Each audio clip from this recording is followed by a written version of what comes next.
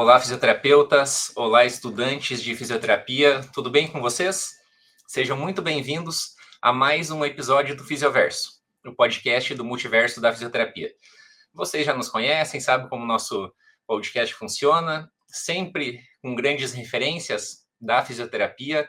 Hoje vai ser mais um daqueles programas que vai ficar no nosso top, né? Um grande convidado, tenho certeza que vocês vão se inspirar nas histórias que ele vai contar aqui. É uma referência na área da traumatortopedia, na área esportiva, trabalha meio que especificamente com articulação, mas não só ela, né? Ele fala muito sobre joelho, e acho que já dou um spoilerzinho aqui, que talvez vocês já estejam com uma pulguinha atrás da orelha, já sabem talvez quem seja, né? Quem está falando aqui com vocês é o João Roaro, sou fisioterapeuta, professor na Unicentro, em Guarapuava, no Paraná, e trabalho também com educação financeira. Então, se você quiser saber um pouquinho mais sobre finanças pessoais, orçamento, investimentos, como garantir, né, o seu futuro, ter uma aposentadoria, de certa forma, tranquila, né? É o que a gente sempre busca, ter tranquilidade no momento que a gente for parar. Então, eu aconselho que você sempre busque conhecimentos sobre isso, né? Eu tenho certeza que, e é o que eu sempre falo aqui, cuidar da nossa saúde financeira também é fundamental. Agora, a Cibele, minha parceira de bancada aqui no Fisioverso, vai dar as boas-vindas para vocês. Olá, pessoal. Que bom tê-los mais uma vez, mais um episódio do Fisioverso. A gente aí já passando, né, dos 30 episódios, eu acho que vocês puderam acompanhar, né, nesse período, quantas histórias impressionantes que a gente tem de colegas de tantas áreas diferentes. Eu acho que até, né, algumas atuações que a gente nem espera tanto, né, tantos desfechos diferentes, né, passeando ali um pouquinho dentro da academia, da clínica, áreas de atuação bem, né, específicas, e eu tenho certeza que cada um dos convidados que passaram por aqui até agora, eles inspiraram vocês, né, como nos inspiraram, né, João, de alguma forma. E a gente não se cansa de repetir quanta história boa, quantas coisas que a gente nem imaginava, né, da trajetória desses colegas, e reforçando o que a gente sempre diz, né, a fisioterapia é a melhor profissão do mundo, né, a gente realmente vive num multiverso de inúmeras possibilidades e inúmeras boas possibilidades, né, o que faz realmente o sucesso chegar é a nossa dedicação, né, não importa para que lado a gente vá, né, dentro da profissão. Eu sou a Cibele Quinauti, sou fisioterapeuta, especialista em fisioterapia neurofuncional, então hoje eu vou estar aqui meio fora, um peixinho fora d'água, de alguém que também não é nem muito, nem especialmente atleta, então, né, vou estar aqui meio perdidinha, mas, né, para quem já escuta e me conhece, eu trabalho muito com a questão de neuromodulação, tenho, né, um apego especial à questão de dor neuropática, então tenho uma formação já de longa data com a dor neuropática, que é algo que a gente vê muito, mas eu vejo que ainda é muito negligenciada, tanto por indicação de outros profissionais da saúde, quanto de nós mesmos, né, dos fisioterapeutas, enfim, então, né, é uma área que eu gosto muito.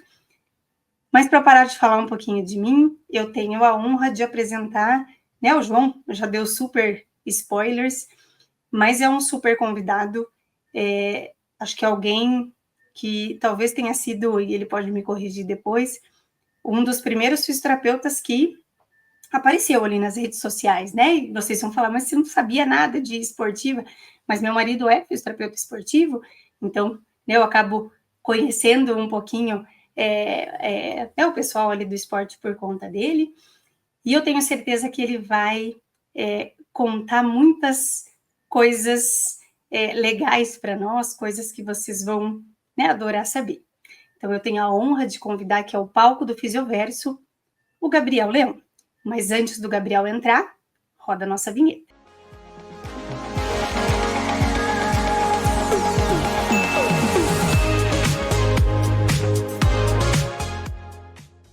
Seja muito bem-vindo ao Fisioverso, Gabriel. Tudo bem com você? Muito obrigado, doutor João, doutora Cibele, pelo convite. Tudo bem? Melhor agora, conversando com vocês e conversando com a plateia de vocês, né? Fisioterapeutas, acadêmicos de fisioterapia, de repente pacientes, outros profissionais que podem estar aqui. Vai ser muito interessante, estou muito empolgado para o nosso debate aqui, para a nossa conversa. Ai, Gabriel, é uma super honra tê-lo aqui com a gente. E eu sempre começo com uma pergunta simples, que nem é tão simples da gente responder, mas eu queria que você contasse aqui para o nosso público quem é o Gabriel Leão. Certo. O Gabriel Leão tem muitas facetas. A primeira faceta que me vem à cabeça agora, o Gabriel Leão é pai, né? Então, fui pai recentemente, então, a primeira filha. Então, isso já é o primeiro ponto agora que me marca. Mas eu sou fisioterapeuta com muito orgulho, amo minha profissão, vi vocês falando aqui que é a melhor profissão do mundo e concordo plenamente com isso. Sou professor, sou professor da Universidade Federal do Ceará, onde eu dou aula tanto na graduação quanto na pós-graduação. Sou pesquisador, então sou líder de um grupo de pesquisa voltado em joelho e esporte, cadastrado no CNPq. Sou empresário, tenho uma clínica que atende pacientes especificamente com patologias do joelho, e tenho uma outra empresa voltada para treinamentos e capacitações para profissionais também, principalmente no formato online. E sou pai, sou filho, sou apaixonado pelo meu estado, né? Ceará, Fortaleza, minha cidade. Sou apaixonado pela fisioterapia também e gosto muito, enfim, de fomentar a fisioterapia. Acho que esse é o principal. A fisioterapia, para mim, passou de ser um trabalho, para mim é um hobby. Então, o que eu faço nas minhas mídias sociais, o que eu faço no meu dia a dia, tentando ajudar fisioterapeutas, tentando ajudar pacientes, tentando ajudar a nossa profissão a crescer de uma forma geral. Então, eu sou um cara que vivo bastante a fisioterapia e sou muito entusiasta da nossa profissão. Acho que, resumidamente, poderia ser isso, minha definição. Maravilha, maravilha. Isso aí mostra o multiverso do Gabriel também, né? Você falou muitas coisas aí. Pai, Sim. Empresário, clínico, pesquisador, é uma série de coisas. Cara, assim, a nossa profissão, ela permite tudo isso, né? Então, isso é maravilhoso também.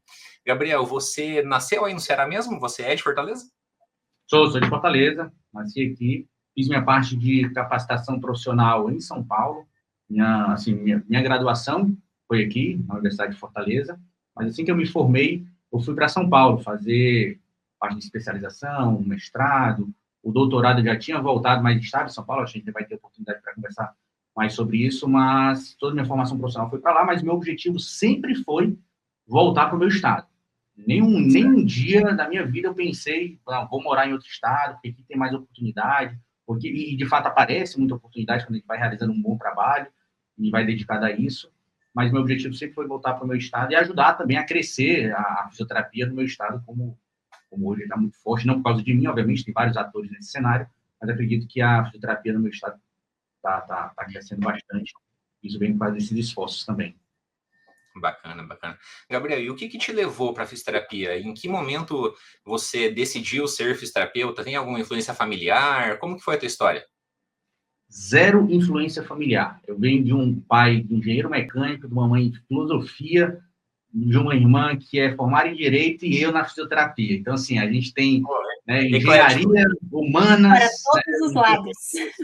Exatamente, saúde. Cara, um jantar na sua casa deve ser maravilhoso, né? Porque, assim, cada um sabe de alguma coisa, então, assim, deve ser assunto ali a rodo. Exatamente. Mas desse jantar quem acaba falando mais é minha mãe por causa da filosofia. Então, ela acaba abstraindo mais, trazendo mais reflexões nos seus comentários. E a gente acaba escutando e aprendendo mais sobre isso. Então, assim, eu sinceramente, assim, no ano, né, a gente vai escolher nossa graduação, no terceiro ano, né, fazendo um bocado de trabalho vocacional, ver para onde é que vai, eu comecei me preparando, olha que interessante, para fazer publicidade e propaganda. Sendo que foi por causa de algum trabalho, alguma reflexão vocacional que eu fiz, que aí me falaram que entre as possibilidades seria publicidade e propaganda. Mas eu sempre gostei de esporte, sempre gostei de atividade física. Não que eu fosse bom em alguma coisa, eu sempre pratiquei muitas coisas, muitos esportes, mas nunca fui muito bom em tudo, mas também nunca fui muito ruim em tudo. Então, eu sempre me dava bem na natação, em lutas, em corrida, enfim, mas nunca futebol, mas nunca fui um top, certo? E eu acho também que na fisioterapia teve algum momento, que eu entrei na graduação em 2003, e na época de adolescência, que você gosta muito de futebol, eu acompanhei muito a trajetória, olha que interessante, do Ronaldo Fenômeno. Então, a trajetória do Ronaldo Fenômeno, das lesões que ele teve da ruptura do tendão patelar, cirurgia que ele fez, aquele lance, ele é gravado na minha memória, aquele lance do Inter de Milão, ele vai dar aquela pedalada, né? E, exatamente, ele tem a ruptura, aquilo ali marcou demais. E a trajetória dele de recuperação, que foi muito noticiado à época, o fisioterapeuta dele foi entrevistado no Jô Soares, teve uma época, certo? Saiu música do Marcelo D2, por exemplo, falando sobre a recuperação do Ronaldo Fenômeno, e isso eu acredito que ficou marcado para mim, mas na época isso não ficou claro. Acho que depois que passou, que isso ficou um pouco mais claro para mim. Então, quando eu fui para a graduação, eu estava entre educação física e fisioterapia, eram as duas opções para mim, mas pensando em trabalhar com esporte, então não foi algo que eu conheci dentro da graduação, eu entrei na fisioterapia já pensando em trabalhar com fisioterapia esportiva. Obviamente, quando a gente entra, a gente se depara com o mundo, né, o multiverso que é a fisioterapia, então eu também gostei de outras áreas da fisioterapia, mas o meu chamamento pessoal foi para a área esportiva. Então, eu fiquei nessa dúvida entre educação física e fisioterapia em algum momento, mas aí eu não prestei vestibular para educação física, eu sou para fisioterapia, graças a Deus, sou muito feliz com a minha profissão, e acho que foi esse o cenário, mais ou menos, que me levou para a fisioterapia. Bacana. Gabriel, e daí você já começou a atender em clínica, você foi direto para a área acadêmica, digamos assim? Como foi o teu pós-graduação? Perfeito. Assim, como toda pessoa que se forma, é aquele medo, logo de cara, do que fazer para entrar no mercado, né? E a gente quer entrar no mercado, independente do que faz. Então, assim que me formei... Ganhar uma graninha. Exatamente. Assim que eu me formei, o que eu fazia? 6 horas da manhã, eu ia para uma academia, fazia alongamento, de 6 a 9 horas da manhã, como fisioterapeuta, fazia alongamento ali, pré-treino do pessoal. E o resto do dia, e 3 vezes por semana, eu ia para uma UTI, para vocês terem ideia. Fiquei uns 4 meses nesse período que eu me formei no meio do ano, certo? Ponto 1. Então, você tem aquele, né, você se forma em julho, agosto, então você não tem residência, não tem início de especialização e tal nesse período, né? Então, eu estava num período ali, eu estava um pouco perdido e eu também não sabia para onde ir. Eu mandava currículo para um cara de canto. Aí eu parei nesse período e pensei, não, qual era o meu objetivo inicial lá atrás? Não, meu objetivo era seguir a fisioterapia esportiva. Tá, estou aqui na academia fazendo alongamento, mas não é isso que eu quero para minha vida. E estou indo para uma UTI, não é isso que eu quero para minha vida. Então, vamos parar, dar um passo para trás, sair disso tudo. Obviamente, eu tinha a possibilidade, você tem que frisar, a minha família ainda poder me bancar nesse momento. Então, eu tinha essa oportunidade. Eu sei que algumas pessoas têm que entrar no mercado de trabalho e muitas vezes você vai trabalhar até com outras coisas, enquanto você ainda não consegue se sustentar na fisioterapia. Está absolutamente normal, comum e precisa ser feito. A gente sabe onde o sapato, cada um sabe onde é que o seu sapato aperta, né? Então você vai ter que trabalhar para isso. Mas eu tinha essa possibilidade, comecei a estudar, né? Que eu queria, o meu objetivo desde o 6º semestre era fazer uma especialização em fisioterapia no esporte lá no Centro de Traumatologia do Esporte, na Universidade Federal de São Paulo, ok? Porque eu sempre gostei da área de ortopedia esportiva, sendo que aqui em Fortaleza, à época, todo mundo que gostava dessa área fazia uma especialização em terapia manual ou em osteopatia. Então, todo mundo fazia isso. Eu não era dos melhores alunos, aquela coisa, né, como eu falei, não era dos melhores alunos, mas também não era dos piores. Eu falei, poxa, se eu seguir esse efeito manada aqui de todo mundo, qual vai ser meu diferencial? Eu conversei com minha família, perguntei se eles conseguiriam me sustentar ainda por um ano a mais, e nessa eu fui para São Paulo, e obviamente na época a gente estava com um problema financeiro, então eu que juntei dinheiro para minha passagem, me sustentei 3 meses lá como pude, mas fui lá para fazer a especialização e aí eu não atendia, né? Assim, eu não conseguia atender em consultório porque lá era uma rotina de segunda a sábado o dia todo. Aí você acompanhando o ambulatório, fazendo atendimento, aula, aí era um formato de residência sem ser residência, com título de especialização mesmo, certo? E aí esse para mim foi um formato treinamento em serviço, mais ou menos isso? Exatamente. Então, a gente assistia cirurgia, tinha ambulatórios de articulações específicas, até por isso que eu vi esse formato dos médicos em ambulatórios específicos de subespecialidades. Eu pensei, por que na fisioterapia a gente não faria isso? também esse aí foi um despertar para especificamente pegar joelho. Mas foi isso. Então, demorou esse período todo de capacitação profissional para depois eu entrar no mercado de trabalho. Mas assim que eu terminei essa especialização, que é 1 ano, no outro dia eu estava dentro de uma clínica atendendo, certo? Gabriel, você sabe se essa pós ainda existe? Porque na nossa época, a gente é quase contemporânea, ela era muito famosa. Existe ainda. Existe. Eu acho que o formato mudou. Acredito. Posso falar... posso não estar totalmente correto aqui, mas acredito que eles diminuíram um pouquinho a carga horária, fizeram alguns ajustes, certo? Uhum. Mas ainda existe. E eu ainda tenho um certo contato com o pessoal lá. E daí, Gabriel, você falou que daí você terminou, você começou a trabalhar, mas daí isso ainda em São Paulo ou aí você voltou para Fortaleza?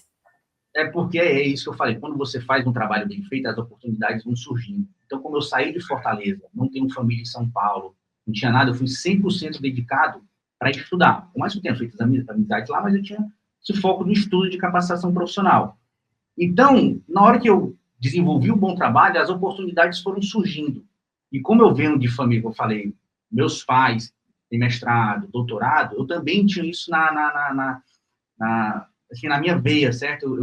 Eu que cresci dentro de corredor de universidade, minha mãe dando aula, esperando meu pai também terminar de dar aula em universidade, então eu tinha um pouco isso na minha veia também.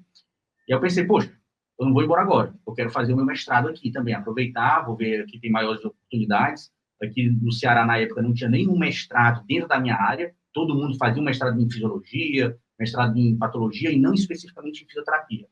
Mas aí eu já tinha atuado com minha família só 1 ano, então, no outro dia que terminou a residência, eu comecei a trabalhar e falei, pronto, agora deixa só comigo. Mas, assim, é sobrevivência mesmo, né? É você ganhar para sobreviver, não é para, enfim, ganhando bem.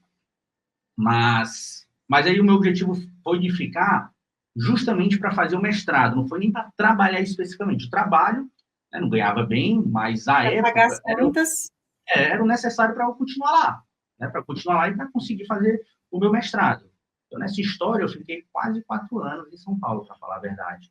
Entre especialização, não entrei no mestrado direto, você passa um período, passei 1 ano e meio, mais ou menos, para entrar no mestrado, trabalhando lá, e depois, mais 1 ano, 1 ano e meio lá, fazendo mestrado. E só depois disso, eu voltei para Fortaleza. Gabriel, qual foi o programa que você fez lá? Eu fiz o programa de Ciências da Reabilitação na Faculdade de Medicina da USP. Então, com a professora Amélia Pascoal Marques, por sinal já até se aposentou, tem aquele livro, Manual de Goniometria, né?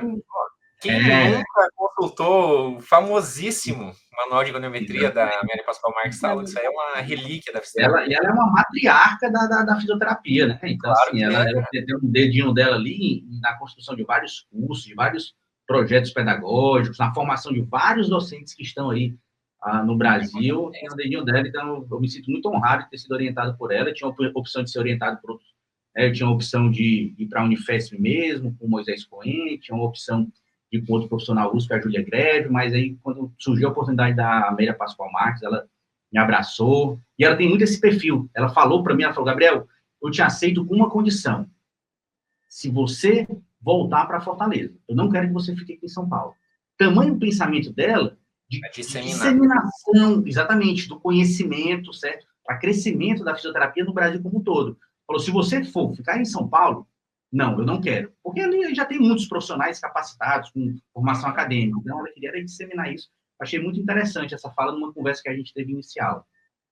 Foi isso, tanto é que eu fiz o mestrado com ela e fiz o doutorado também lá, certo? Mas o doutorado, como eu fiz um mestrado bem feito, ela aceitou eu fazer meio que um doutorado à distância. Eu fiz a coleta de dados já aqui, na Universidade Federal do Ceará, e ia para São Paulo só cumprir os créditos.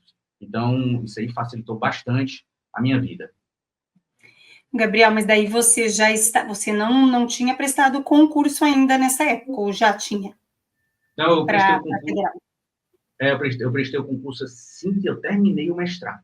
Eu tive uma sorte muito grande, isso foi em 2013, certo? Eu estava terminando o mestrado, mas saiu um decreto que durou um mês só, e falaram que, assim, as universidades federais, elas não poderiam obrigar título de doutor para você se inscrever. Nenhum tipo de título.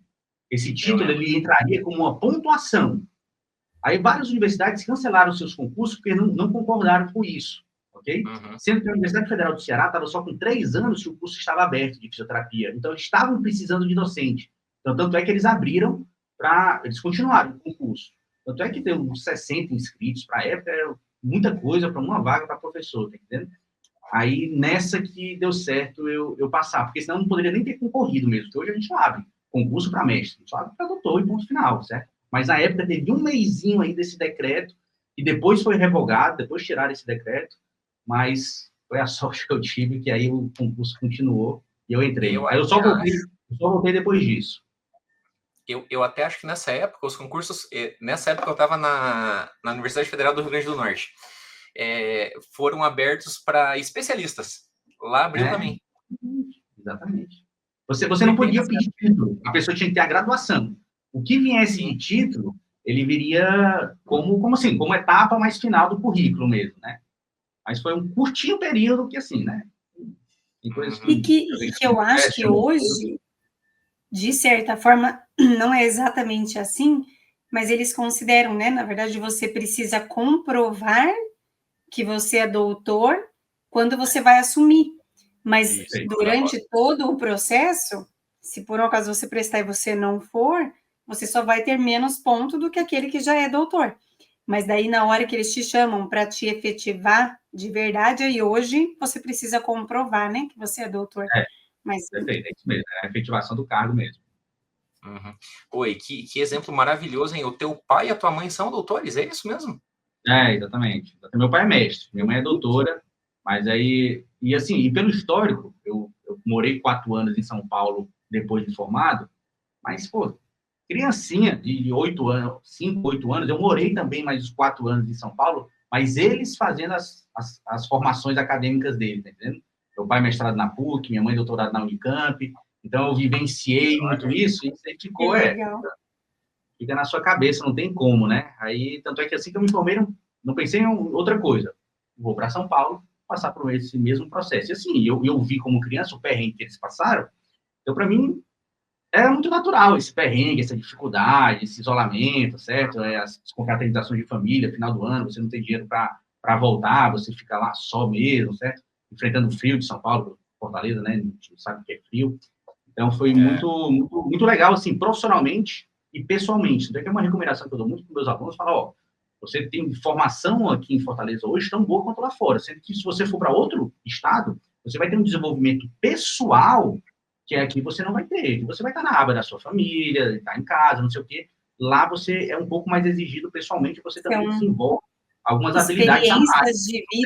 Experiências de vida, né, Gabriel? Porque, assim, muda, e eu falo assim, né, estava ouvindo você falar, estava pensando na minha trajetória. Eu sempre fui muito tímida, sempre fui, né, muito quietinha, nem parece hoje, né? Eu mudei até bastante, mas eu até durante a graduação, eu sou aqui do Paraná, eu não quis fazer, eu não prestei vestibular fora de Curitiba, porque na minha cabeça, assim, para que eu vou morar longe de casa? Né? Assim, já na minha cabeça não tinha isso. Minha mãe e meu pai queriam, presta em Londrina, né? Tem faculdade boa. E eu pensava, gente, mas para que eu vou querer em Curitiba? Tem opção, não quero sair. Até minha mãe me inscreveu na UEL e eu lembro que eu fui fazer com aquela má vontade, coitada, fiz gastar dinheiro, porque eu fiz a prova de qualquer jeito, né? E passei em Curitiba, só que em Curitiba só tinha faculdade privada, né? Na época que eu fiz faculdade de fisioterapia, só tinham 2 privadas, a gente não tinha universidade pública. Mas, assim, eu naquela, né, muito quieta, também ainda não sabia muito o que queria, mas eu tenho uma irmã mais velha, e minha irmã é veterinária. E minha irmã fez o UEL, né, ela fez a Universidade Estadual de Londrina, e aí minha irmã fez, ela época lá, isso, sei lá quando que foi, 1990 e tantos, minha irmã conseguiu no último ano de faculdade, por acho que ser uma super boa aluna, ela conseguiu uma bolsa para a Alemanha e ela fez passagem direta para o doutorado da graduação. Então, ela foi para a Alemanha fazer doutorado e aquilo ficou na minha cabeça. Meu Deus. Assim, né, a gente, né, ao contrário de você, a gente não tinha em casa. Né, minha mãe até tem faculdade, né? Minha mãe é farmacêutica, meu pai é técnico em radiologia, então, assim, fui meio para a saúde por conta disso, mas a gente não tinha nada dessa veia muito acadêmica. Então, mas foi a minha irmã que começou a traçar esse caminho e colocou aquela pulguinha atrás de mim. Não vou mentir que no começo o que me chamou mais atenção, que eu queria morar fora. Eu falei, ó, tá, vou aproveitar que ela tá morando, vou também, né? Mas, enfim, mas foi o que começou a me deixar com aquela vontade de, opa, será que esse também não seria um caminho interessante? E no fim das contas foi isso que aconteceu. Eu tive também, né, uma sorte, né, assim, por dizer, porque a minha universidade, apesar de ser particular, ela fez, no meu último ano de graduação, ela fez um convênio com a Universidade de Montreal. E, de início, eles abriram só para professor ir. Então, eles não abriram para aluno e ex-aluno, né? Então, eles deram a oportunidade dos professores fazerem mestrado e doutorado. E não tiveram, eles abriram 5 vagas e não tiveram 5 professores que se inscreveram. Foram só 2, aí eles deixaram 3 vagas de início ali, remanescentes, depois abriu até mais, e daí nessa eu apliquei e fui. Então, assim, eu também comecei, aí a parte acadêmica, né, eu comecei o mestrado 1 ano depois que eu me formei. E foi uma super experiência, né? Daquela menina que não queria sair de casa para estudar, minha primeira saída foi para o Canadá. Quase morri, né? Mas, enfim, sobrevivi. Mas essas experiências aí, elas são fundamentais, né? A gente sempre fala aqui no Fisioverso que se você estuda na sua cidade, tiver a oportunidade de fazer uma pós-graduação fora ou alguma experiência fora, até fora do Brasil, como foi a experiência que a Sibeli teve, faça isso, vai te fazer crescer demais, tanto como pessoa, quanto fisioterapeuta. Gabriel, e aí você então está na Federal do Ceará desde 2013, são 12 anos, né? A gente está em 2025, e vocês recentemente receberam uma baita notícia, né, cara? Os melhores cursos do Brasil pelo ENAD, né? Exatamente, a gente ficou em segundo no ENAD, foi muito bom, e muito bom para o nosso estado, que uma outra faculdade, universidade particular, ficou em terceiro lugar no ENAD, daqui de Fortaleza também, né? Então, foi um motivo de muito orgulho. A gente, levando em consideração outros critérios que envolvem infraestrutura, a gente cai para sétimo, certo? Mas a pontuação da ENAD mesmo foi segundo. Então, mostra aquilo que eu falei para você, né? A força da fisioterapia no nosso estado que vem crescendo e vem sendo fomentada por vários atores nesse processo. Então, a gente tem a Universidade Federal como segundo e a Universidade Particular, a Unicristos, em terceiro na ENAD do Brasil. É fantástico mesmo. Isso aí. Um baita orgulho, né? Não, e assim, até eu sempre vejo muito destaque para vários colégios de Fortaleza também, né? Sempre conseguem notas muito altas, a aprovação em várias instituições de renome, assim. Cara, que tem na água aí, bicho? Rapaz, eu não sei, viu? Tanto é, você falando isso, tanto é que estão abrindo aqui, estão construindo um ITA aqui. Porque do número de cearenses que vão fazer o ITA fora, então, poxa, é melhor a gente abrir um ITA logo lá no Ceará. E hoje está em obras já avançadas a construção de um ITA aqui. Eu não sei, viu? Eu não sei. Sinceramente, eu não sei se é, de fato, assim, é aquela coisa, a dificuldade que pode ser, historicamente, a dificuldade que foi para o nordestino, para o cearense, tá entendendo? Para conseguir crescer e conseguir vagas lá no sul, sudeste. E eu acho que pode envolver um pouco isso. Então, você sai daqui, por exemplo, quando eu fui para São Paulo, isso em 2009, finalzinho de 2009, 2010. Eu conversei com duas, três pessoas que eram referência para mim na época, professores e profissionais. Eles vêm de outra época, de outra experiência. Falaram, pô, Gabriel, não adianta, cara.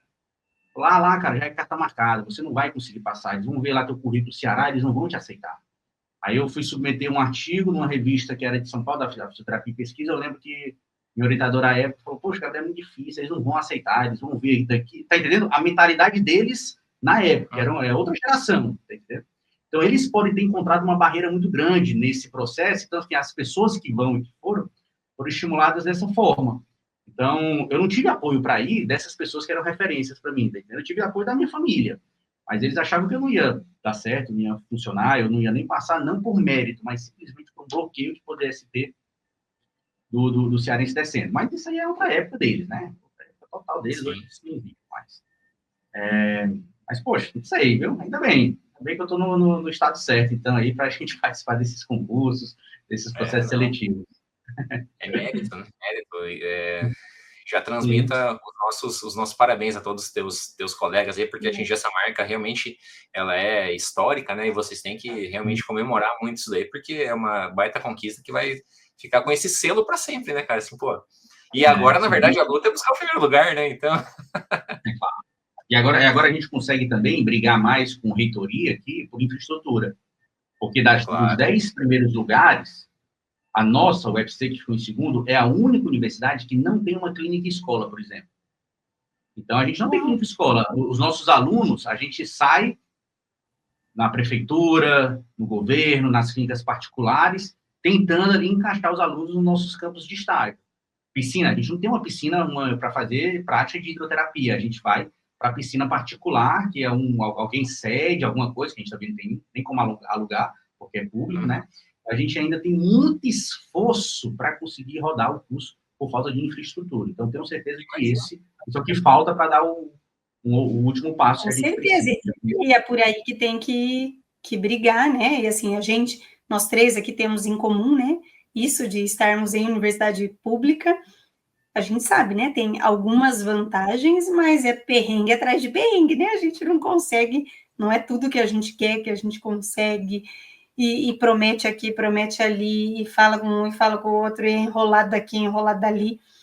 Mas não dá para desistir, porque se a gente não pedir, ninguém vai bater na nossa portinha ali. Oi, eu vim aqui dar de presente para vocês, né? Sobrando uma verba aqui, vamos investir. Não vai.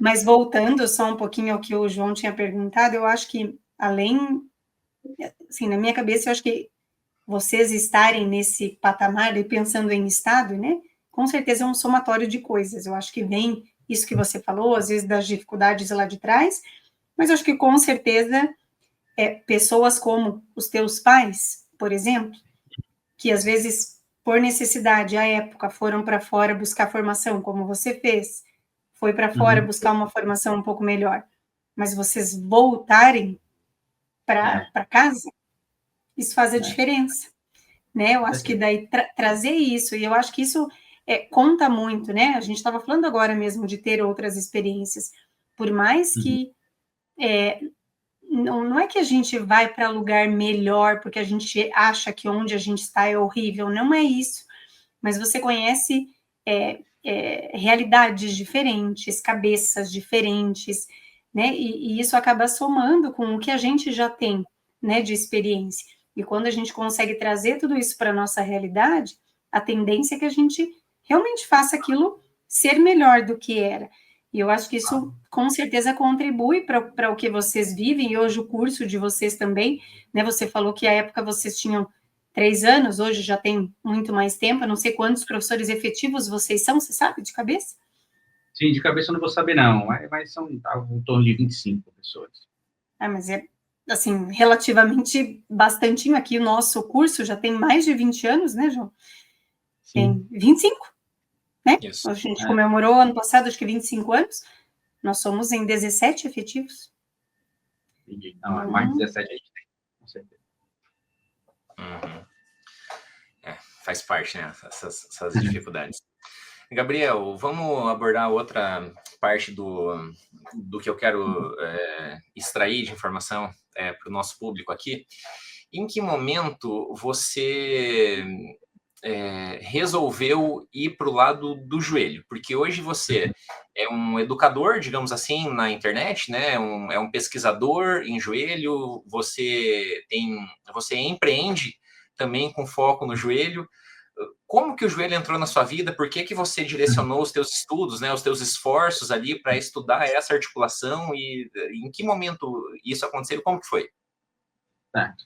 Primeira coisa, se engana se qualquer um aqui achar que é algo de chamamento pessoal, eu nasci para isso.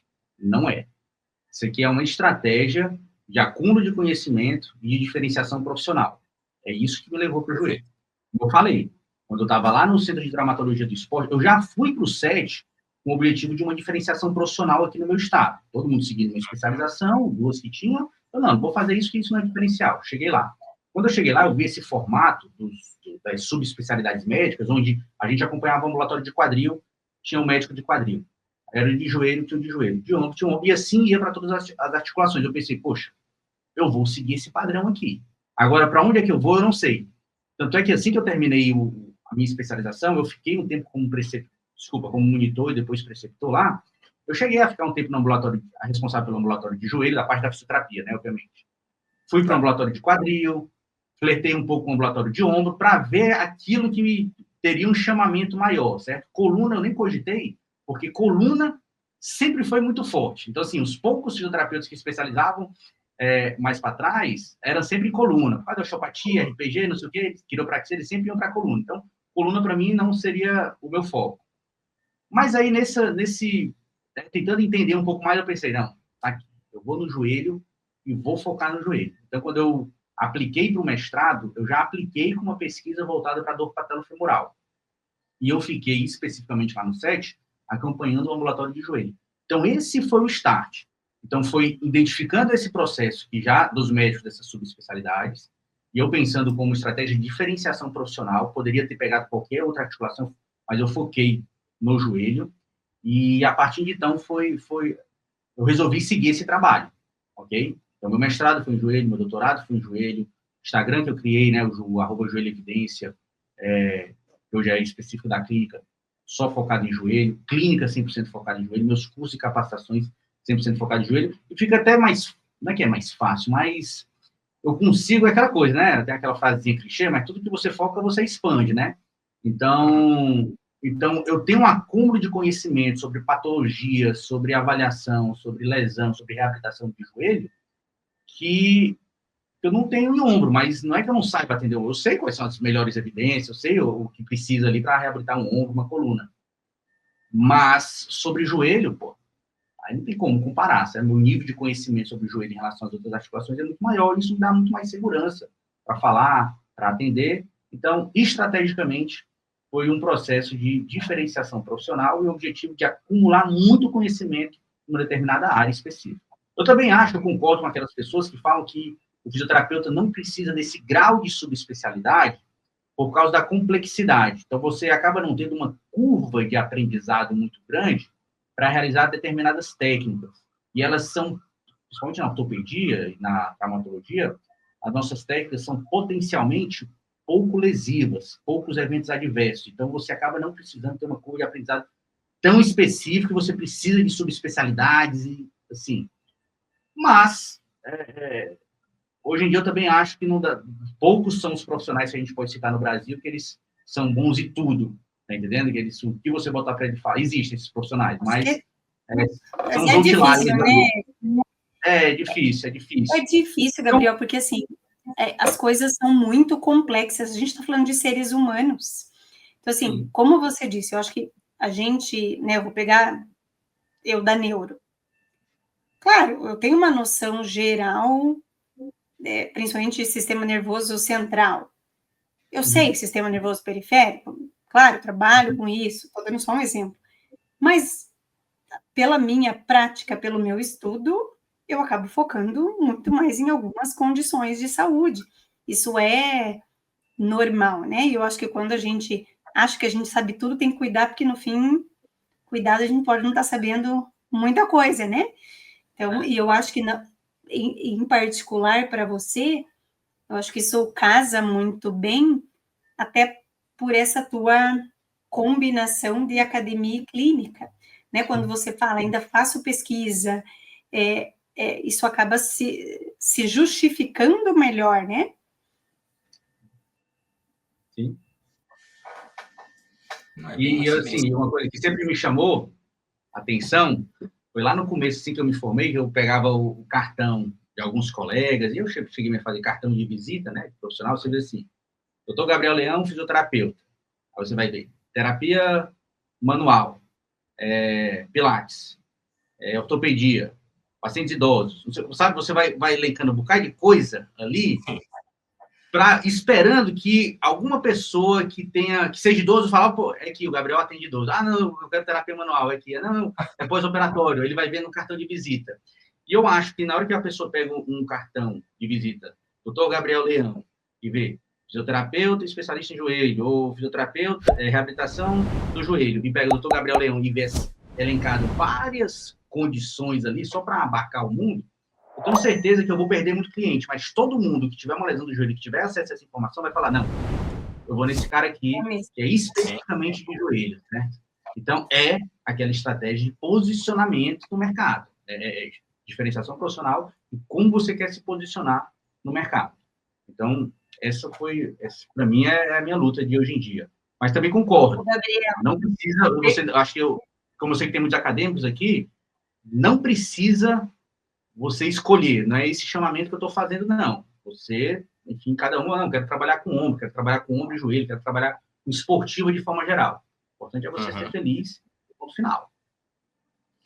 Mas eu acho que também é importante, tá? Eu acho que também é importante você deixar claro, e eu achei espetacular isso, essa tua intencionalidade. Porque tem muita gente que está tentando ter esse foco em uma área, em uma subespecialidade, e ela fica com aquela dúvida assim, pô, será que vai dar certo?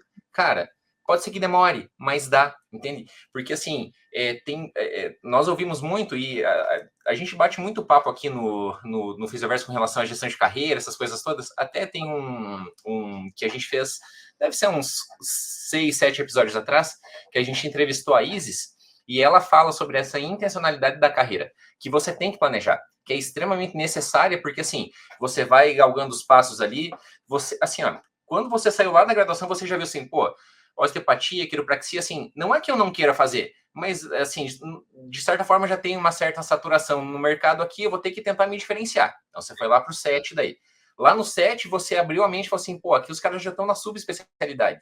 Então, não vou mais ser fisioterapeuta traumatortopédico ou esportivo. Eu vou ser de uma articulação específica. Isso tem acontecido na fisioterapia. Nesses últimos 15 anos, a gente evoluiu demais em número de profissionais, em qualidade de evidência, em resultado, em reconhecimento social, em uma série de fatores que está levando a nossa profissão para um nível de excelência, assim, absurdo, né? Eu fico muito feliz quando eu vou... vejo fisioterapeutas fazendo sucesso, a gente troca informações nos eventos profissionais ali, e a nossa profissão, ela tá muito grande, cara, e graças a todos esses fatores que a gente menciona aqui, e que também é importante, se você que está ouvindo agora tem essa intenção de ir para uma sub-área, não tenha medo. Só que mergulhe também, né? Assim, não é fácil chegar. É estudo, né, sentar ali e produzir. Não é fácil, mas é possível, né, Gabriel? Não, total. E você falou uma coisa que é verdade. Na minha vida, tudo foi muito projetado, certo? Então, assim, essa minha ida para São Paulo é algo que desde o 6º, 7º semestre, depois de assistir uma palestra, eu decidi. Vai ser na Universidade Federal de São Paulo que eu vou fazer minha especialização. E eu tinha projeto, assim, específico, onde eu imaginava estar no médio prazo, com 5 anos de formado, com 10 anos de formado, quanto eu esperava estar ganhando para isso, certo? Nessa etapa de vida, eu sempre tive isso bem planejado. Eu sabia qual caminho eu precisava, quer dizer, não é que eu sabia, eu planejava o caminho que eu precisava percorrer para alcançar aquele objetivo. E algumas vezes eu sabia que eu tinha que dar passos para trás para conseguir alcançar aquele meu objetivo. Então, poxa, eu tenho que chegar a esse nível de faturamento. Então, eu sei que agora eu tenho que abdicar disso que eu estou fazendo, vou baixar um pouco meu faturamento, mas vou ter tempo para conseguir me concentrar em outras atividades que vai me direcionar para aquele outro meu objetivo. Então, esse tipo de planejamento sempre foi muito claro na minha vida profissional. Pessoal também, mas pensando aqui na vida profissional, sempre foi muito claro. Então, assim, eu sempre dei tiro certo, bem planejado. Portanto, se você for ver, me formei em 2009. A clínica Joelho e Evidência tem 3 anos e meio. Então, assim, 3 anos e meio que, de fato, eu montei uma clínica 100% voltada para a reabilitação de joelho. E antes eu atendia outras condições clínicas e, obviamente, foi tendo um processo onde eu fui deixando de atender ombro, fui deixando de atender quadril e tal, mas isso é um processo construído ao longo do tempo. É isso mesmo. Que ano que foi a clínica, Gabriel? Foi 2022. A clínica mais recente, então. Recente, a clínica é recente.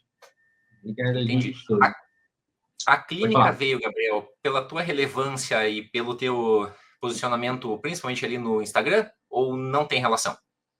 Tem relação, sim, tem relação. Eu acho interessante, esse é um case que normalmente que a gente vê ao longo do tempo? As empresas que estão no offline migrando para o online. A Joelho em Evidência foi o contrário, ela é nativa do online, ela surgiu no online. Então, é comunicação com profissionais e tudo mais. Tanto é que o Joelho em Evidência surgiu disso, surgiu no finalzinho ali do meu mestrado, quando eu entendi o jogo da prática baseada em evidências, e eu vi a lacuna grande que existia entre o que meus colegas faziam na fisioterapia e as evidências científicas. Aí eu pensei, poxa, qual é o meio que eu vou conseguir aqui trazer informações rápidas para a pessoa, no outro dia, ajudar na tomada de decisão do profissional, no outro dia, certo? Então, foi daí que construí a mídia social. O Instagram, né, que a gente já via à época, lá 2013, 2014, mais ou menos, estava começando a crescer essas coisas dos Instagrams, dos influenciadores e tudo, e pelo menos que eu percebi.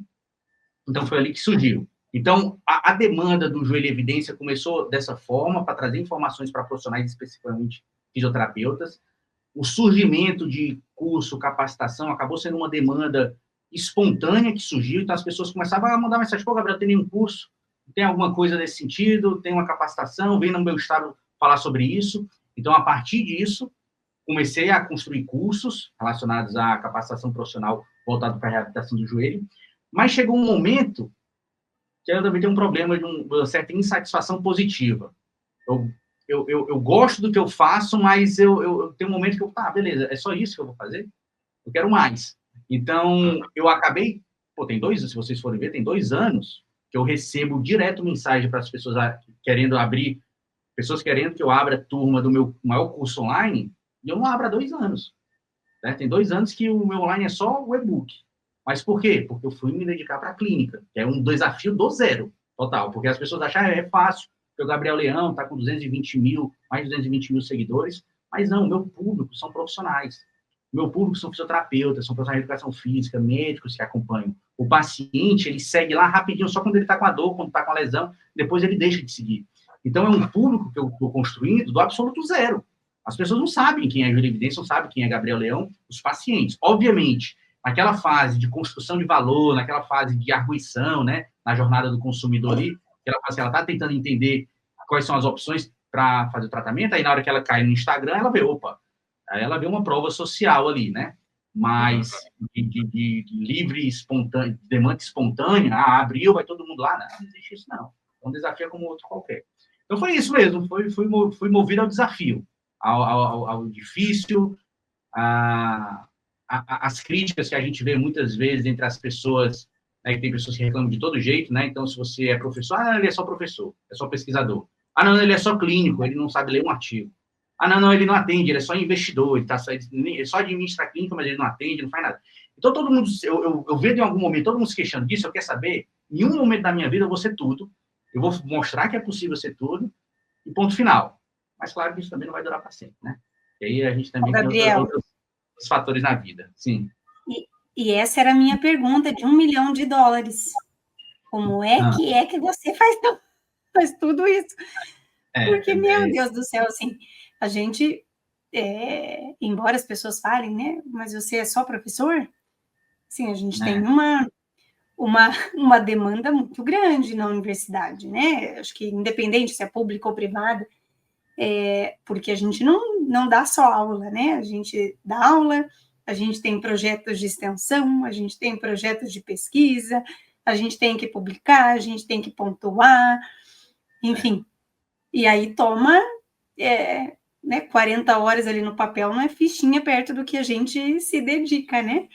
E aí você mais todas essas outras coisas. Conta o segredinho aí para nós, para ver se inspira a gente aqui.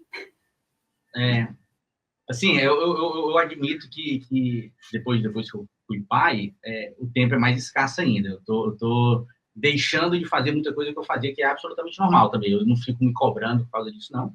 Porque eu quero participar de todos os momentos do crescimento da minha filha.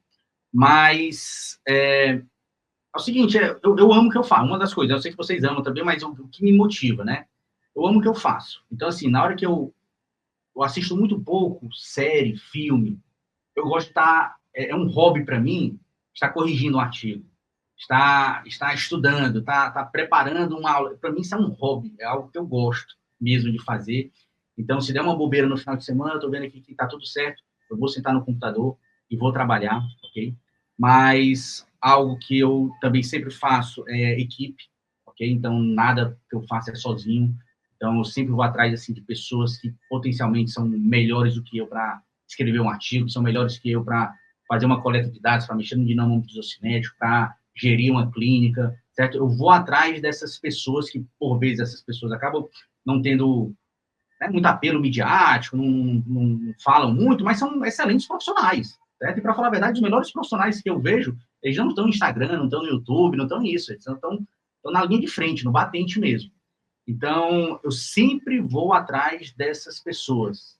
Tanto é que a secretária que eu tenho na clínica, eu pago 3 vezes mais do que a secretária passada, mas porque ela, em função de administradora. É impressionante o que ela faz.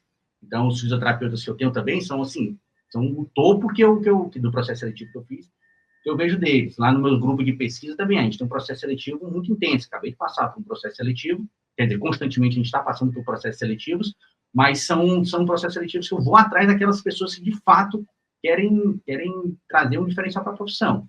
Então, acho que um dos pontos, o ponto principal de fato, eu vejo isso como hobby, eu gosto desse processo de desafio da fisioterapia, e está cercado de pessoas com objetivos em comuns, certo? De pessoas que não estão acomodadas. Acho que esse é o pontapé inicial para começar um trabalho bem feito e de larga escala, assim. Tipo, eu tenho um sócio numa empresa que ele é publicitário, é do marketing, né? Então, ele é meu sócio numa outra empresa. Uma outra empresa é um fisioterapeuta também. Então, e com um perfil absolutamente diferente do meu, totalmente diferente. Se fosse a mesma pessoa, com o mesmo perfil e tal, não serve. Tem que ter outras qualidades, outras valências. Gabriel, e aí, especificamente do Instagram, né? Hoje tem vários colegas nossos que já despertaram para isso, mas alguns ainda estão engatinhando. Eu falo Instagram aqui, mas vamos entender como redes sociais de uma maneira geral. Aqui acredito ainda que, por mais que a gente tenha outras redes em paralelo, o Instagram ainda é o mais forte, pensando em captação de clientes, em uma série de outros fatores ali que não vem ao caso elucidar agora. Você consegue administrar, assim, porque na posição que você está, você mesmo falou, assim, você já tem mais de 200 mil seguidores, então você se tornou naturalmente uma autoridade no assunto. Sim. Você pode ou você consegue ficar, por exemplo, uma semana de férias total sem postar nada, ou é necessário, tem uma agência de publicidade, né, que você fecha algum contrato, alguma coisa assim, que tem algumas metas a cumprir.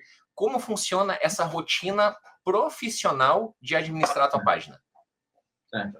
Isso é importante. O Instagram lá, é o que eu falo, no começo recebi muita crítica, o pessoal chama de blogueirinho, não sei o quê e tal, mas ali, ali tem um CNPJ associado. Então, tem pessoas que ganham com isso, tem colaboradores lá, mas eu já tentei vários modelos lá dentro, de contratar social media, de contratar aluno para ajudar no conteúdo e tal, mas nunca deu certo para mim, porque o nível de formação que eu trago lá tem um certo refinamento e tem uma identidade.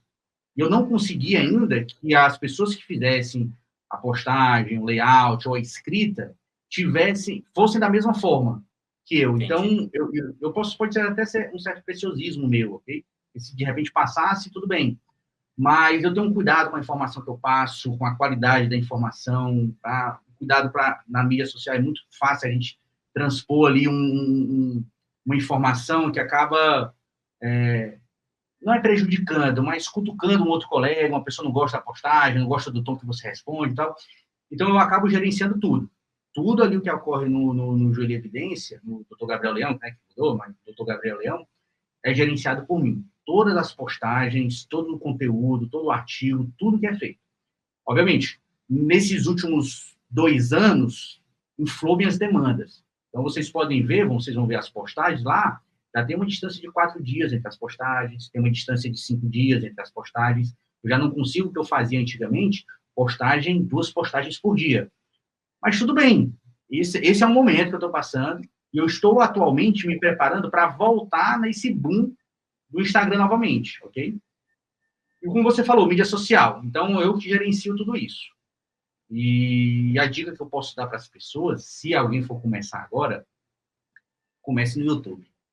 Para mim, se eu tivesse voltado há um tempo atrás, eu com certeza teria começado no YouTube. Porque o vídeo acaba sendo uma forma de construção de prova social melhor, porque a pessoa é mais fácil se identificar, porque ela vê a pessoa falando, conversando, independente de como você fala, dos jargões que você utiliza e tal, vai ter as pessoas que vão se identificar. E o problema do Instagram, hoje em dia, que eu não sei, em algum momento eles vão corrigir isso, é sistema de busca. Então, a informação que você posta lá, passou. Você virou o dia, acabou. A pessoa não vai mais achar aquela postagem. Outras mídias sociais, como o YouTube, o próprio TikTok, você tem sistema de busca. Então, na hora que você bota LCA, você vai ter várias postagens que você vai ter, antigas e tudo. E no Instagram é muito ruim esse sistema de busca. Então, exige, e talvez seja proposital, porque exige do construtor de conteúdo que fique constantemente alimentando aquelas informações. Então, né? eu fico lá, tem postagens que eu estou cansado de fazer postagem falando sobre quadríceps para pacientes com artrose de joelho, com dor patelofemoral, com não sei o quê. Porque eu já faço esse tipo de postagem há 10 anos. Mas se eu fizer essa postagem, é o que vai entregar muito. Porque também é uma coisa que eu tenho que ter costume. Eu sou a mesma pessoa, mas as pessoas que estão circulando lá são diferentes. Então, talvez o que eu falo para a Sibeli, o que eu falo para o João já acompanha há muito tempo, eles vão falar, pô, o Gabriel falou de novo sobre isso. Mas tem 2.000 pessoas que chegaram naquele mês que nunca viram eu falando isso e não vão ter o sistema de busca porque eles não vão encontrar essa informação. Então é algo que eu também tenho que trabalhar, porque acaba sendo mais uma vez, um preciosismo meu, de não querer ficar repetindo informação, mas, pô, as pessoas estão chegando e elas não estão conseguindo ter acesso a essa informação no Instagram. Então, a gente tem que entender mais ou menos como cada mídia funciona para conseguir trabalhar nesse sentido. Eu estou trabalhando, né, dentro do online, para voltar com força total. E a gente, mas a gente já chegou, cara, a ter empresa contratada para fazer edição de vídeo, a ter 2 colaboradores, um colaborador só para ficar respondendo direct e respondendo mensagem, outro para construção de conteúdo, para fazer pesquisa de artigos científicos e a gente marcar reunião, uma pessoa só para fazer layout, mas isso na época onde eu tinha meus infoprodutos, né? Eu estava vendendo mais, porque não tem como, você tem um ecossistema ali e, vendedor de curso. Pô, mas tem um bocado de gente que está ganhando dinheiro com isso. Então, para eu continuar mantendo esse nível de informação gratuita, a gente, em algum momento, vai ter que ser remunerado por esse tempo que a gente está gastando, né? Então, claro. Nada mais justo. Claro, eu sempre falei, poxa, lá, 95% do meu esforço é gratuito. Então, você pode ver no meu Instagram, lá você vai ter uma porrada de informação, muito artigo lá, depois você lê o artigo na íntegra e você vai ter informações fresquinhas e atualizadas. Mas aqueles 5% que quiser se aprofundar um pouco mais, quiser contato, quiser relacionamento, quiser encurtar um pouco mais o tempo para ter um conhecimento, ele vai ter os cursos de ponto final, e está tudo certo. Informação organizada de uma maneira diferente, ela está sequencial, né? Então, assim, tem essa possibilidade para quem quiser, né? Cara, sabe uma outra coisa que me chama muito a atenção? O esporte, ele está muito em evidência hoje na mídia, né? É claro que as principais lesões de joelho acontecem no futebol, mas a gente vê também atletas de basquete se lesionando, de tênis, de vôlei e assim por diante. Me parece, e daí assim, você é um exemplo do joelho, mas tem outras pessoas que falam de outras articulações, que eu tenho a impressão, assim, que tem uma rede de contatos que, assim, um atleta lesionou. Cara, deve chover mensagem para você ali, porque, assim, me parece que quem é especialista em uma área é o primeiro a receber essa notícia e daí, assim, já tem meio que aquela obrigação daí de postar alguma opinião, alguma coisa sobre o que aconteceu com o atleta tal ou com o outro lá e por que deu certo, por que deu errado. Isso acontece mesmo, o pessoal enche tua caixa com mensagens assim? Enche, sim. Sempre quando tem uma lesão, assim, impactante, né? Uma ruptura da LCA sempre vai ser impactante, dependente da modalidade esportiva. Então, sempre tem pessoas que estão me mandando, você viu isso e tal. E até, assim, no futsal, um fisioterapeuta de um time de futsal, nem tão conhecido, falou, Gabriel, esse vídeo aqui, num jogo, 2 atletas do meu time romperam o LCA, e ele me manda o vídeo. Acontece muito. Mas eu também faço essa busca um pouco ativa, né? Então, eu sempre vou lá no Google Notícias, boto o joelho, boto LCA, então no dia ele já traz as informações mais atualizadas. Então, ele traz sobre a evolução de um atleta que sofreu uma lesão, como é que tá. Então, ele traz lá no Google Notícias, especificamente o que foi postado, né, de notícia recente. Então, eu faço essa busca ativa e, de fato, como eu só estou vendo isso, eu estou atento a isso, né? Então, na hora que eu estou aqui seguindo, o algoritmo do Instagram reconhece que eu tenho gosto de joelho, gosto de lesão, gosto de... Ele sempre está mandando essas informações, eu pego isso fresquinho. Eu até ia te perguntar mesmo se você fazia também essa busca ativa, se você tem alguém contratado que fica também procurando essas informações, porque, assim, eu vejo por mim, meu marido pega muito no meu pé, né, porque se eu tivesse que fazer vestibular hoje, eu nunca passaria em conhecimentos gerais, porque, assim, eu não assisto uma televisão, eu não sei, assim, eu vou saber o Papa morreu, tipo, 3 dias depois, porque eu alienada para tudo, e, assim, no meu tempo livre, eu tô com os meus filhos, né, tô em casa fazendo minhas coisas, ou tô lendo um livro, então, assim, eu não abro, não tenho esse hábito, eu sei que isso não é bom também, né, mas eu já fico pensando, se eu tivesse que fazer um negócio desse, eu tava alinhada, porque eu ia ser, tipo, e coitadinho, eu gosto dele, mas ia ser a Rubinha Barrichello das publicações. Eu ia fazer 1 ano depois. Ô, Gabriel, e você tem Não, usado mas a questão é essa, porque Desculpa. só falando aqui, não é que eu me sinta obrigado, mas eu gosto assim, de tentar entender a lesão, sabe? Então, na hora que eu vejo um atleta sofrer uma lesão, pô, é catastrófico para o atleta, é péssimo. Eu tomo muito cuidado com o que eu posto, porque vários dos fisioterapeutas dos clubes me seguem, vários eu conheço também. Já teve postagem de eu falar de atleta com relesão e o fisioterapeuta do clube entrou em contato comigo, ficou chateado, né? E falou um bocado de coisa, mas assim, sempre o objetivo de trazer informação. Eu até tomo muito cuidado quando eu vou fazer esse tipo de postagem, até por isso eu não terceirizo muito essas informações, como fazer essas postagens. Mas eu acho interessante essas postagens dos atletas, não para os profissionais, mas para os pacientes. Porque aí você fica você tenta falar para o paciente que é importante. Poxa, é importante você passar por critério de retorno ao esporte, pode uma recursão da LCA. É importante você passar por isso. Ele acha que operou e não vai ter mais lesão, e acabou a história. Aí você vê um atleta que sofreu uma relesão, você posta e fala, critério, tem que passar nos critérios. Eu não sei se ele fez o teste ou não. A questão é essa, eu não sei, nem vou fazer esse juízo de valor. Mas eu aproveito uma personalidade para levantar a bola e chamar a atenção da população, certo? Claro. Então eu vejo uma atriz que passou por uma prótese, fez uma prótese de joelho. Por exemplo, o Papa tinha uma lesão do ligamento cruzado anterior, e eu já fiz essa postagem, não sei se vocês viram isso, e ele sofria de artrose de joelho, certo? Teve um momento que eu falei sobre isso também.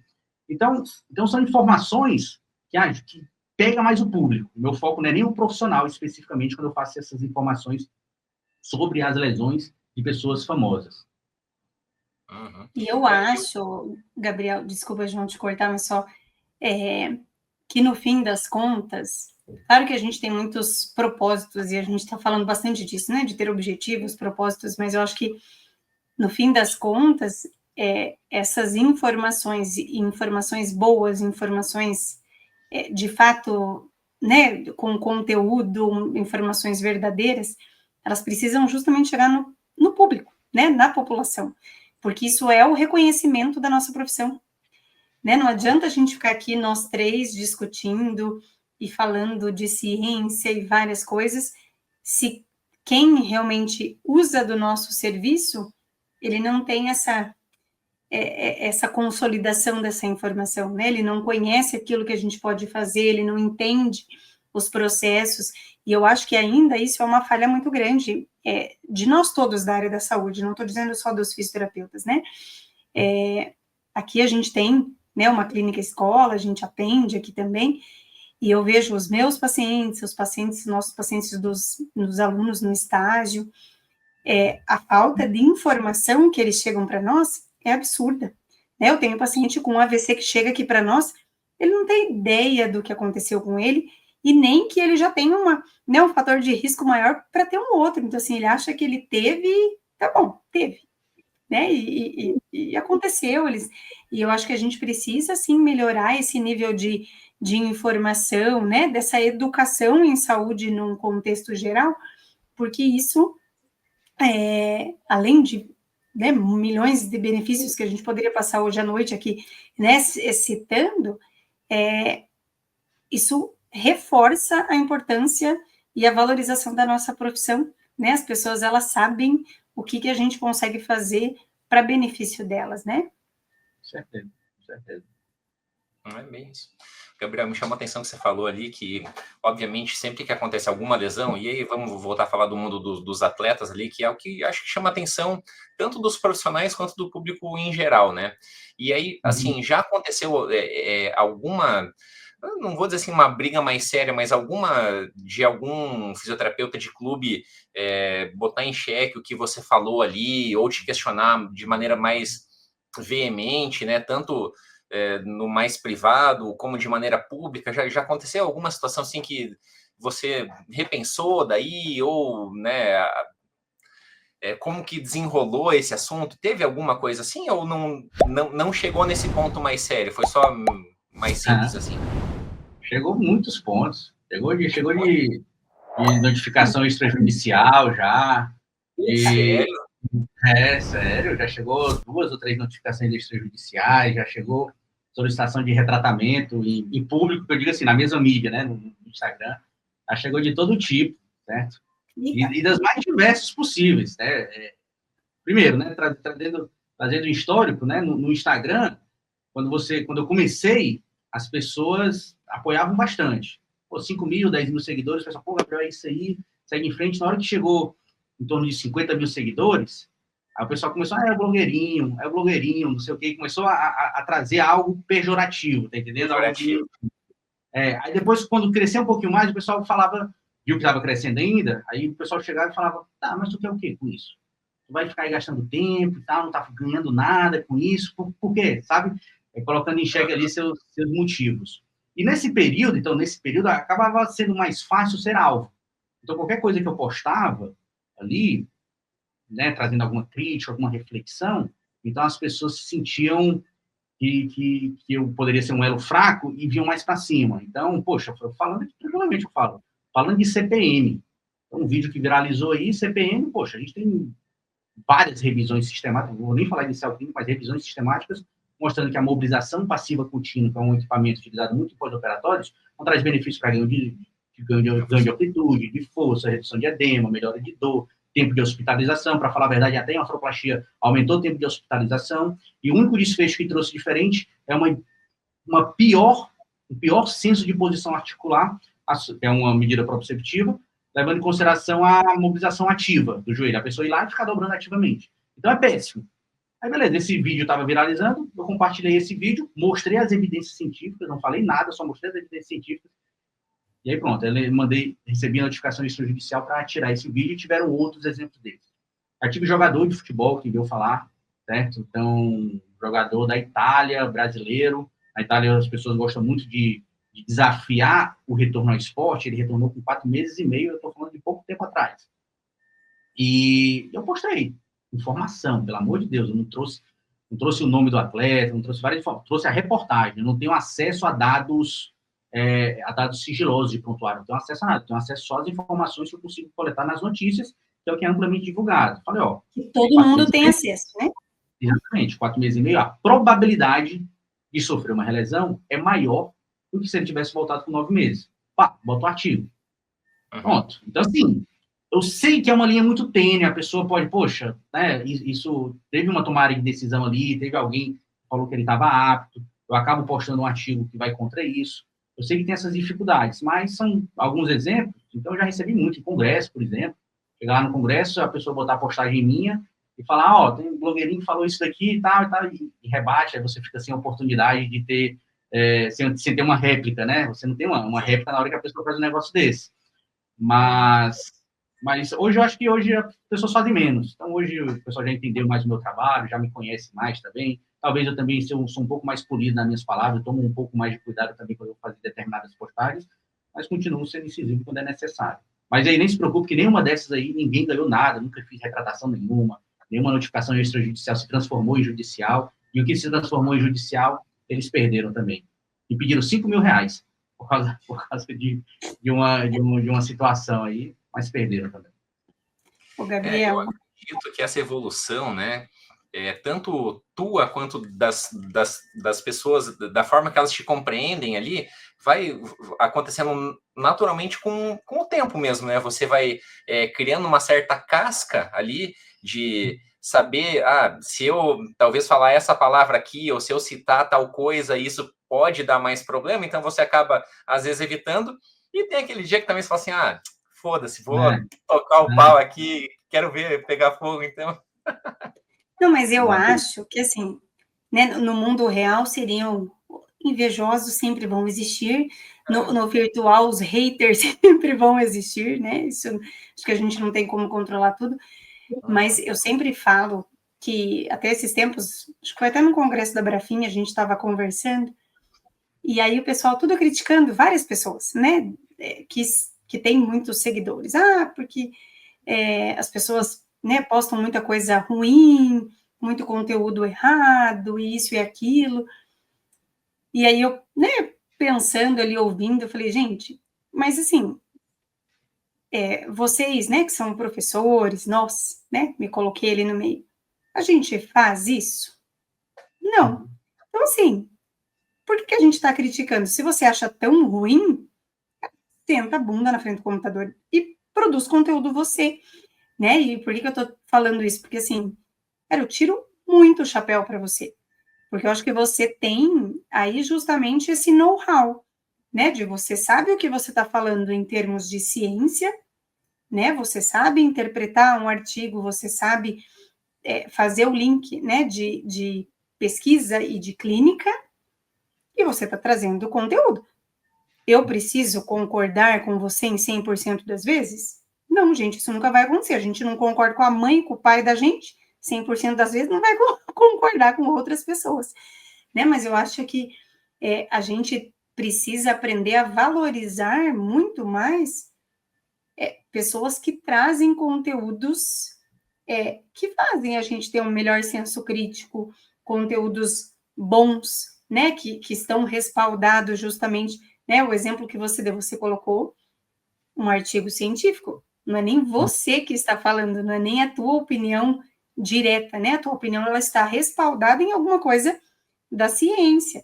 E eu acho que a gente precisa, talvez, amadurecer um pouquinho mais nisso, né? Então, assim, as pessoas que até porque hoje, dentro das universidades, a gente precisa mudar, né? Os nossos alunos não são os mesmos de 20 anos atrás, eles também aprendem de formas diferentes. Então, acho que a gente tem que aprender realmente e não só nós aqui, né? Mas estou falando o pessoal talvez mais da academia, se está achando tão ruim, então comece a produzir, né? Se você tem esse know-how, se você tem esse conhecimento de boas informações, que você o faça, né? Ao invés de só ficar criticando o colega que teve essa coragem, essa iniciativa de fazer, né? E, Sibeli, essa é uma briga que, para mim, me remete muito semelhante à briga que a gente sempre tem do pesquisador versus clínico. Aí você tem essa besteira dessa briga. Aí agora você tem a briga do influenciador versus o clínico ali, o acadêmico. Aí você tem uma terceira figura que é o influenciador.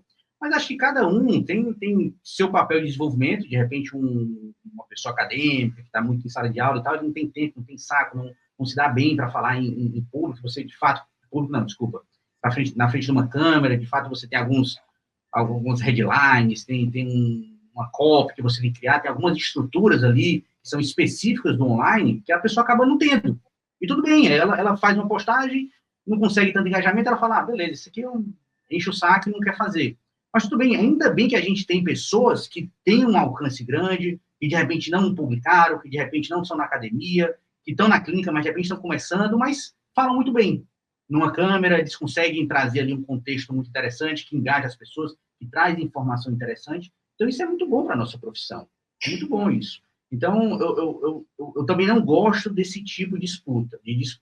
Obviamente, a gente tem um problema muito grande, porque para construir conteúdo, você acaba não tendo filtro, né? De qualquer maneira, quando você falou, para você ser professor, chegar na academia, você tem um processo seletivo, você vai ter um concurso, vai concorrer com um bocado de gente, você fazer um mestrado e doutorado, isso aí também. Você montar uma clínica de sucesso, você teve que desenvolver várias habilidades, teve que passar por vários perrengues para isso.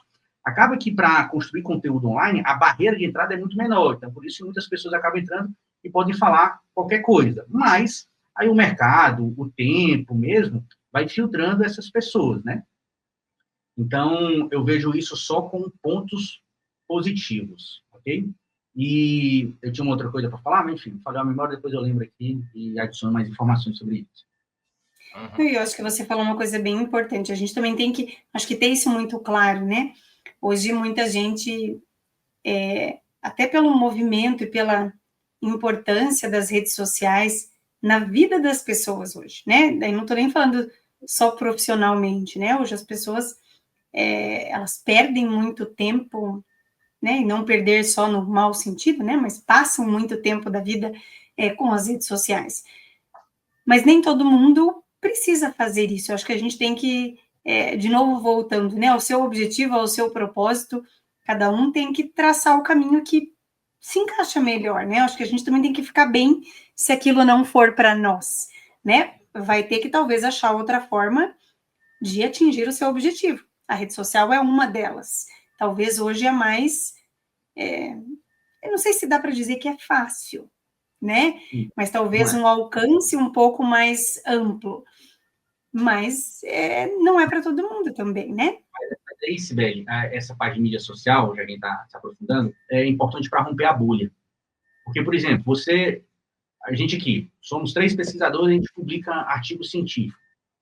Essa publicação do artigo científico, ela está se comunicando para nós 3, está dentro da nossa bolha. Como é que eu faço para essa informação extrapolar a bolha e chegar no clínico, naquele cara que está atendendo 8 horas da manhã e chega 8 horas da noite, que não teve uma capacitação de fazer uma pesquisa na PubMed, fazer uma triagem, fazer uma interpretação, não sabe nem o tipo de estudo diferente para conseguir avaliar a qualidade metodológica ainda do ensaio clínico de uma revisão sistemática.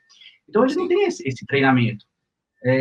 Tanto é que hoje, as revistas científicas, quando você vai submeter, ele pede, né? Ele pede qual a sua mídia social. Relevância clínica, né? Ele pede o Facebook, ele pede qualquer mídia que você tem ali, e tem uma métrica, hoje em dia, como a gente tem o fator de impacto, tem o índice H, você tem métrica também de impactos, eu vou falar social, mas não é de impacto social não, mas o impacto social do artigo. Então, assim, quantas vezes esse artigo foi pintado, quantas vezes esse artigo foi no Facebook. Isso é uma métrica que as revistas hoje em dia estão levando em consideração, porque ela fala que como você consegue acessar o grande público do seu artigo científico. Então, você não está sendo citado por outros artigos. Isso é uma métrica importante, mas é uma métrica acadêmica. O quanto desse artigo está sendo compartilhado em blogs, sites, mídias sociais, isso está me falando do impacto social desse artigo. O quanto ele está atingindo pessoas que não são da academia. É o Altmetric, né? Então, eu acho muito interessante isso. Enfim, é o jogo. Hoje em dia, o jogo é esse, né? E até melhor, porque hoje você não precisa pagar um outdoor para falar uma informação científica. Hoje você tem as mídias sociais que está todo mundo conectado lá. E de novo, é o nosso objetivo chegar nesse público, né? Eu falo muito que eu sou uma pessoa que sou muito defensora de irmos a congressos. E daí, quando eu falo isso, não nós só, né, que a gente vai apresentar, que a gente vai, né, levar um trabalho, mas dos fisioterapeutas no geral, alunos e profissionais. Porque eu acho que é uma forma, que acho que você disse bem, nem todo mundo é formado para ter essa habilidade de saber, né, olha, esse artigo é um artigo que dá para eu confiar e esse aqui não, né, porque o papel aceita tudo. E hoje a gente sabe, tem uma quantidade de revistas que você pode escrever o que você quiser que publica, né? E a pessoa ali, ela não é obrigada, né? E a gente às vezes vê essa crítica enorme, porque o clínico não estuda. Ele talvez decidiu ser clínico justamente para não ter que fazer isso, né? Mas o congresso, eu acho que ele é talvez uma forma democrática de você, ou anualmente, ou a cada 2 anos, tá ali no ambiente, você vai ter um resumidinho ali o que né, o que está saindo, vai no congresso da fisioterapia esportiva, vai no congresso da neuro, vai num congresso específico de joelho, né, que hoje tem bastante, um congresso de paralisia cerebral, sei lá, a área que você quer. Mas é talvez uma forma mais rápida de você também estar meio atualizado e aí usar junto com o que você busca na rede social, né, com o que você está acompanhando ali na rede social. Então, assim, eu sou muito, muito fã de ir a congresso. Eu sei que não é fácil, né, meus alunos falam sempre para mim, professora, mas é muito caro, né, assim, realmente as inscrições hoje em dia, elas não são super baratinhas, mesmo para estudante que tem um preço, às vezes, um pouco menor, a gente sabe que a realidade, infelizmente, não é tão acessível para todo mundo, mas, assim, quando puder, né, às vezes até fazer um planejamento e fazer uma reserva para isso, né? Eu acho que é uma forma bem legal de se manter atualizado junto com o que é produzido em rede social também, até para ter um senso crítico, né? De às vezes você ouvir alguma coisa ali na rede social e você saber, opa, acho que essa informação talvez essa sim não seja uma informação tão, né, tão correta, tão verdadeira, enfim. É um fato, é um fato. Gabriel, deixa eu te pedir uma outra coisa. Você tem usado ferramentas de inteligência artificial? E como que você enxerga isso dentro da nossa profissão? Tenho utilizado, sim, bastante inteligência artificial para várias coisas. Assim, eu não uso... Eu uso para melhora de texto, eu uso para show de ideia, né, com brainstorm, assim, para ficar ali trazendo novas ideias, novos conceitos. Aí para várias estratégias, para estratégia de marketing, para a construção de um raciocínio clínico, para elaboração de questões, de provas, certo? Então, utilizo bastante isso. Ainda precisa passar por um refinamento, porque algumas coisas bem erradas, né? Como eu falei, quando a gente tem um preciosismo da informação, então muitas coisas lá saem incompletas ou saem erradas, aí precisa ter esse ajuste. Mas tenho utilizado direto, principalmente ajuste textual, certo? Ajuste textual. E principalmente ajuste textual de artigo em inglês. Porque por mais que a gente faça a tradução, como não é inglês nativo, a gente erra um pouco. E lá aquela ferramenta tem ajudado bastante nesse sentido. Eu acho que assim, é um caminho sem volta, né? Não tem jeito, é um caminho sem volta. Com certeza. Você vai ver quando tua filha... É filha, né? Que você tem uma menina? Exatamente. Quando ela estiver grande, agora a minha alegria é fazer prova para as crianças estudarem com a inteligência artificial. Aí eu coloco, dou os prompts bem bonitinhos, aí ele sai. Aí a minha filha mais nova fala, nossa, mamãe, como você faz prova rápido? Eu, pois é, filha, como eu faço prova rápido? Mas é muito E bom ainda dá para pedir, né? Coloca com tema de animais. Aí ele sai lá, bem lindo, os teminhos. Eu peço, por exemplo, tenho feito algumas postagens, aí eu coloco, né? Eu trago o meu texto ali e falo, ó, transforme isso dentro do método AIDA, né? Que fala do chamar atenção, o interesse, chama para ação, tá entendendo? O treino de desenvolvimento e chama para ação. Ele constrói isso, ó, eu quero isso em 6 postagens, quero isso em 3 postagens. Ele faz esse tipo de construção que dá mais celeridade nesse processo, ajuda bastante. Então, assim, você tem vários caminhos que pode ser seguido. Você falou, é um ponto fundamental, que o principal é o prompt que você dá, né? A pergunta que é feita, o comando que é feito, é mais importante até do que esperar a resposta. É o comando que você dá. Sem tem dúvida. utilizado bastante? Como? Vocês têm utilizado bastante? A Sibeli já falou que sim. Então, tenho usado cada vez mais também. Na realidade, eu ouvi até uma frase que me chamou muito a atenção. Hoje, essa revolução das máquinas, né, a inteligência artificial, essa coisa toda, na verdade, ela tem todas as respostas, né? E a frase que eu ouvi mas ela não tem as perguntas. Então, ainda precisa da nossa interação ali. Eu tenho usado cada vez mais e muito parecido com o que você usa, Gabriel. Eu também. Eu acredito que ela é uma baita de uma ferramenta, mas ela ainda precisa, obviamente, de alguns ajustes ali. Então, eu tento refinar cada vez mais meus prompts. Inclusive, eu tenho um arquivo só de prompts, porque eu vou refinando eles vão ficando cada vez mais elaborados e vão ficando... porque, obviamente, conforme o comando que a gente der, a resposta vai ser mais exata, né? Então, é como a metodologia de um artigo ali. Se você segue um prisma da vida, o teu artigo vai ser melhor. O prompt é exatamente a mesma coisa. Se o teu prompt ele é mais exato, ele é mais elaborado, ele dá o comando mais adequado, a resposta vai ser exatamente aquilo que você imaginou que deveria ser. Então, tem usado... João, e acho que a gente ainda até precisa ir refinando e melhorando, porque ele também tem uma memória. E ele, inclusive, sabe o que nós já perguntamos previamente, e ele monta essa resposta em cima do que ele conhece sobre nós, né? Sobre os nossos interesses. Então, tem que cuidar até bastante, porque ele, às vezes, você nem relaciona, né? Esses dias, até disse ontem, eu estou com isso claro, né? Fiz uma prova de matemática para a Rafa, e eu tenho um projeto de extensão aqui que se chama Unineuro Reab. E aí pedi, faz isso, faz aquilo, e eu não sei o que eu coloquei, que ele entendeu ali, aí ele fez a prova, e ele colocou a logo. Ele enfiou no meio da prova de matemática da Rafa, Unineurorap.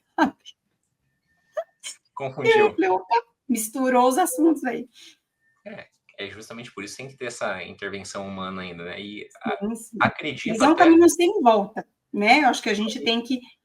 o nosso papel, principalmente enquanto educador, é justamente saber fazer o bom uso e se aprofundar cada vez mais, né? Uhum. Até vi recentemente uma postagem, se eu não me engano, era do Felipe, que foi presidente da SONAF. Ele deu uma sugestão de prompt sobre a melhor forma de extrair informação de um artigo científico. Então, assim, para essas pessoas que ainda têm a língua inglesa como uma barreira, uma dificuldade, alguma coisa assim, a IA, ela tem várias formas de te ajudar, né? Então, até nessa parte científica de melhorar a nossa prática baseada em evidências, a IA pode nos ajudar. Então, o cara que está na clínica, o estudante que está na graduação ainda e quer melhorar o seu desempenho também, né, aprender mais sobre as disciplinas, acredito que a IA ainda tem muito a nos oferecer. E, na verdade, a gente ainda está aprendendo a usar, né? Uma coisa ainda muito recente. Eu acho que massificou de fato o quê? Nesse último ano que surgiu o ChatGPT, que está acho que na quarta ou na quinta versão ali, então eles também foram aprimorando. Hoje a gente tem o Gemini do Google ali, o DeepSeek, que é um concorrente chinês, e tem várias outras ferramentas. Eu às vezes até coloco o mesmo prompt em 2 ou 3 só para ver como cada uma responde. E tentar entender como é o funcionamento de cada uma delas, e aí, não, assim, porque eu espero essa inteligência que é mais adequada para esse comando, para a imagem já é outra, e a gente vai aprendendo a usar, né? Isso aí acho que vai ser parte cada vez mais do nosso cotidiano. A inteligência artificial está no WhatsApp. Você faz uma pergunta, ele já tem coisa de IA ali também, então E ficou eu na palma da acho, mão, assim, literalmente, né? E o quanto as próprias né, os sistemas ali de IA, eles evoluíram, porque eu me lembro, sei lá, de tentar 2, 3 anos atrás, as respostas que vinham, elas eram, assim, tinha muito mais erro, muito mais coisa meio esquisita do que já tem hoje. Claro que a gente também melhorou, talvez, as nossas perguntas, mas eu acho que os sistemas, eles se desenvolveram muito e a tendência agora é cada vez mais, né?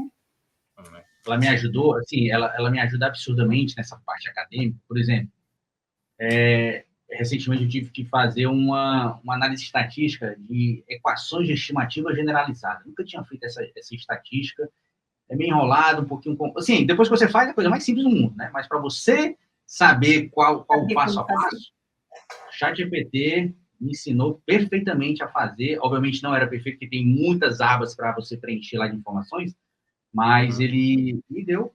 Deu o caminho. Deu o caminho total. Fui fazendo, mesmo assim para interpretar depois, como um teste, eu jogava lá, ele fazia a interpretação correta, então ajuda bastante nesse processo. Obviamente, você tem que saber o que você está querendo fazer lá, né? E ele não vai entregar isso de graça para você. Mas nesse processo de construção, indo e vindo, eu consegui fazer, correto, e obviamente isso passou por uma auditoria não, uma segunda vista do outro pesquisador que já estava familiarizado com isso, é o coordenador desse trabalho. Eu fiz isso recente, Gabriel, também com estatística, que eu estava com dificuldade, eu não sabia como rodar aquele teste no SPSS. Sim. E aí fui, ele, nossa, mas me deu uma aula, assim, ó. Foi assim, eu até falei, será que dá certo? Perguntei pro meu marido, ele tenta. Nossa, me deu uma aula de como fazer, daí exatamente isso. Se você quiser, coloca os dados aqui, eu te ajudo, simula, interpretação.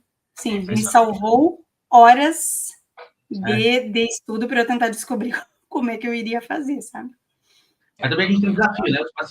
Os pacientes chegam muito, hoje em dia não chegam com o Dr. Google, né? Chegam com o ChatGPT. Isso. Chegam com informações mais refinadas também. O Google, ele traz a tragédia, né? Então, assim, ele botar uma dor no joelho, a primeira coisa vai ser um tumor ósseo. Então, mas ele dá as características da dor e já fala qual o caminho que dá. Então, ele cabe muito profissional também para ter essa capacidade. De repente, pode chegar um paciente sem exame de imagem, que não foi encaminhado para o médico. Obviamente, como você se diferencia no mercado, acontece muito isso comigo.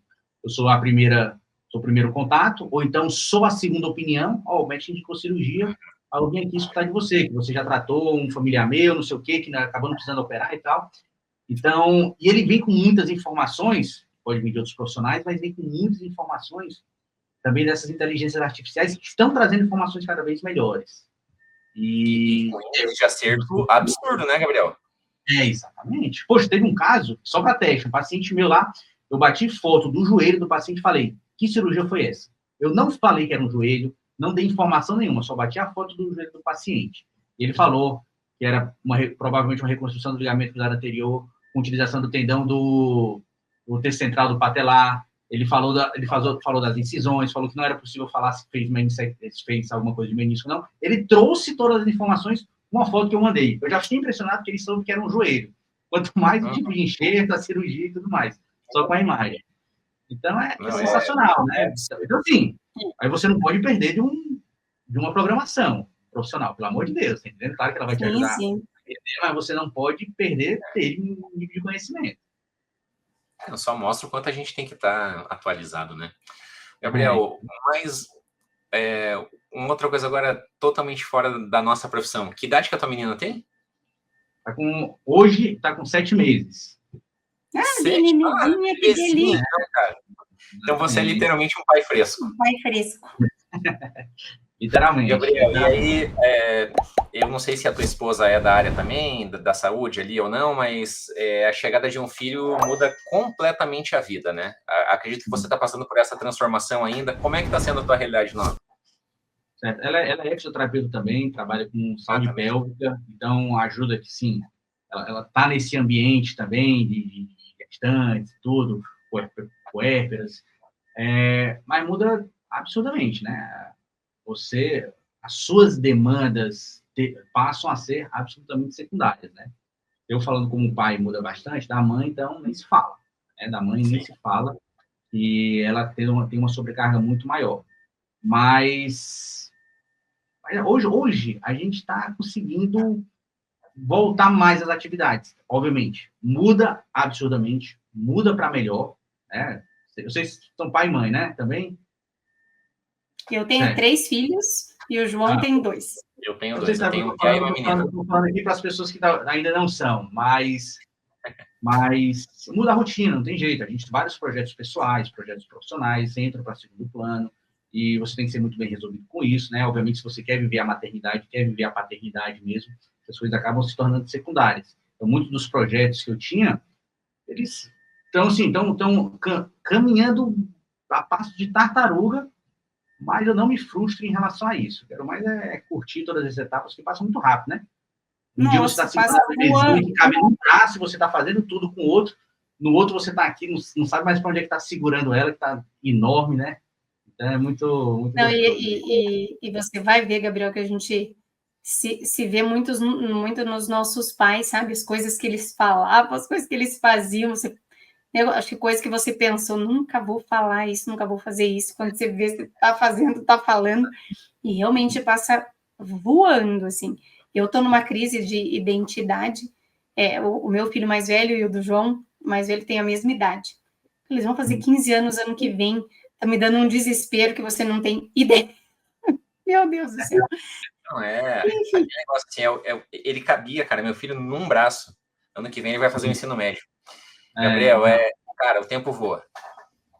Mas isso era, pensando pessoalmente e profissionalmente, era a última coisa que me faltava.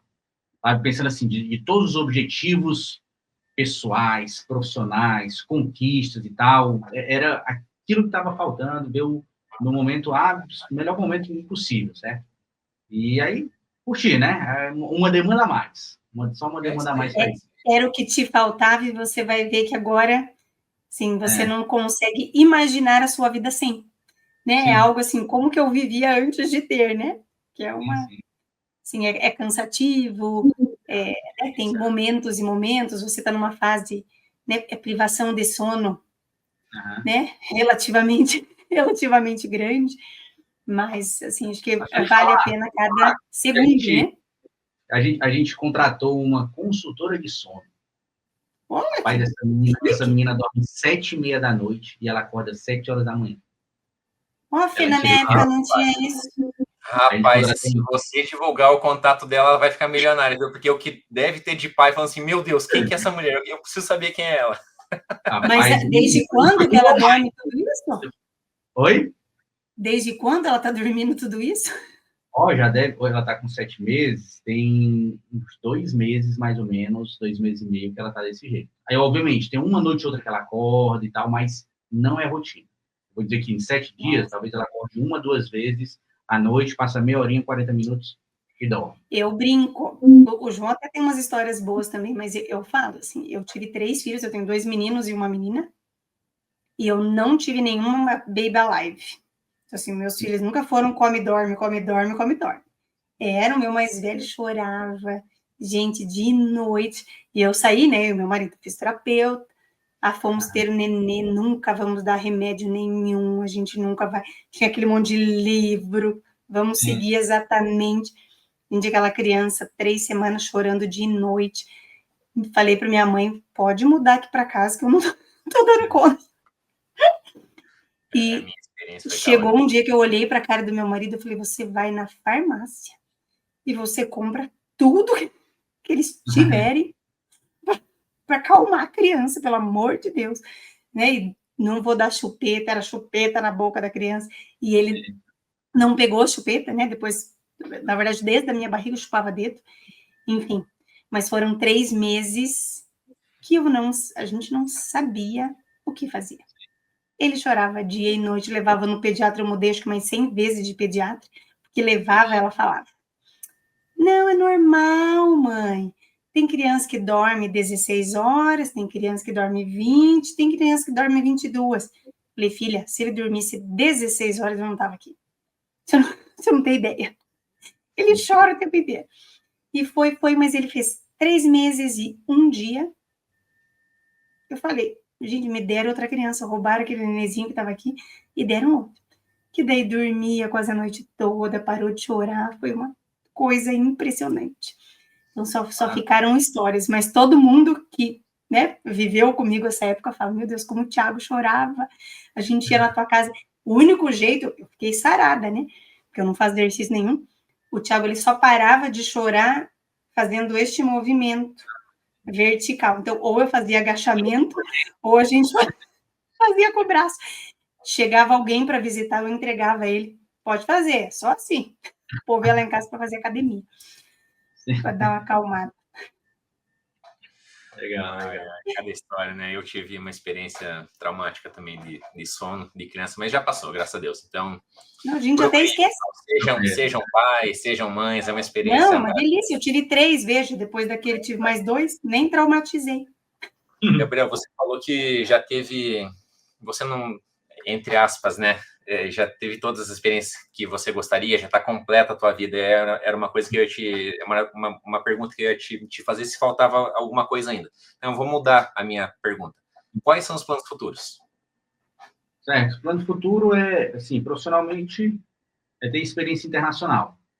Então, recentemente eu até ganhei uma bolsa de pós-doutorado para ir para fora, sendo que a bolsa era de 2 anos. E eu só consigo afastamento de 1 ano para pós-doutorado na Federal. Então, acabei tendo que abrir mão da bolsa, era impossível prorrogar, não tinha como, ok? Então, ainda, assim, profissionalmente, eu quero isso. Eu oriento mestrado, né? Sou vinculado, sou professor permanente do programa de pós-graduação em fisioterapia e funcionalidade aqui da Federal do Ceará. Quero orientar mestrado, né? Continuar. Quero orientar doutorado, que eu não oriento doutorado, a gente vai abrir ainda doutorado. Então, esse é um desejo profissional, que aí você consegue aumentar o nível da qualidade das suas pesquisas, que eu publico com TCC e mais recentemente com mestrado, e essa experiência profissional. É isso que me falta. E o resto é só continuar aperfeiçoando aquilo que eu já faço hoje em dia, que eu já consigo fazer. Então, aperfeiçoar a gestão de clínica, expansão de clínica, aperfeiçoar o meu posicionamento online, expansão desse posicionamento online, é esse trabalho mesmo, só continuar. Esse é o meu desejo. Bacana, bacana. Não tem nenhum projeto novo, então? Novo não tem? Não. Novo. Ir para fora do Brasil é novo. É novo. Mas já tem coisa suficiente, né? Ali para. Muito. Deixa eu falar. O projeto novo é abrir mão de algum projeto. Em algum momento de vida, abrir mão de algum desses projetos. Porque, enfim, não dá para você ficar num pé no acelerador para sempre, né? Claro. E o projeto novo é ter outro nenenzinho. Já está quase na hora lá, Gabriel. Eu Os dois. engravidei do meu segundo filho, o Thiago tinha 10 meses. Já comecei a agilizar aí. Já trabalho. A gente combinou 1 ano e meio depois. Aí, tá ótimo, tá ótimo. Beleza. Gabriel, para quem curtiu o papo, quer saber um pouquinho mais sobre você, se obviamente ainda não te conhece, né, não te segue, onde que as pessoas te encontram hoje, quais os melhores caminhos para ter acesso aos teus conteúdos? Certo. O melhor caminho minha mídia social principal é o Instagram mesmo, é o @Dr. Gabriel Leão, sem o tio no Leão. A gente tem um @Joelho Evidência também, que aí a gente mostra lá mais a demanda da clínica mesmo, dos pacientes e tudo. O Dr. Gabriel Leão eu mostro mais artigos científicos, certo? Tem dois perfis um pouco diferentes.